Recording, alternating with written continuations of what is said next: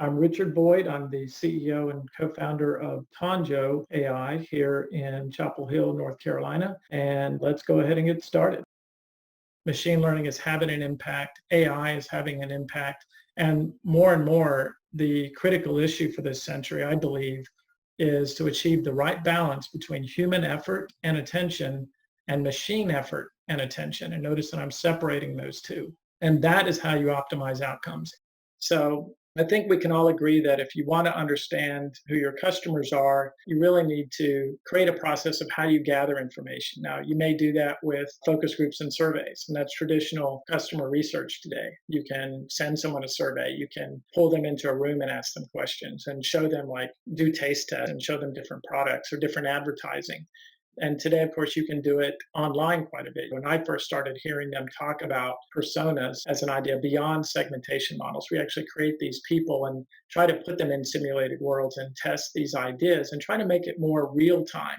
So it's not just a point in time, but you're always collecting and informing these models of who your customers are.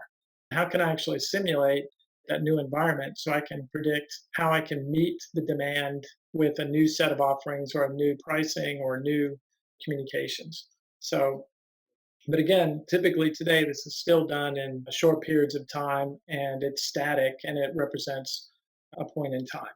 What we'd like to do is get to something more like what we did at Lockheed Martin, which is continuously pulling in real-time information and updating those models as often as we can, ideally, every week, but if not every day, and use that to inform our predictions. And we'll talk about that. Another consideration is this. I'm sure this isn't shocking any of you who've done focus groups and surveys. If you want to understand people, you can put them in a room and ask them questions, but there's considerations of bias, also gaming the system, all sorts of considerations there. If you really want to understand who they are, you watch what they do with their money and their attention. That's who they really are, despite what they say.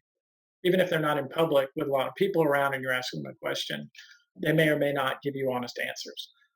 The other thing to think about, and this is another thesis from this book, which is even when people are trying to tell the truth, they believe that they're telling the truth.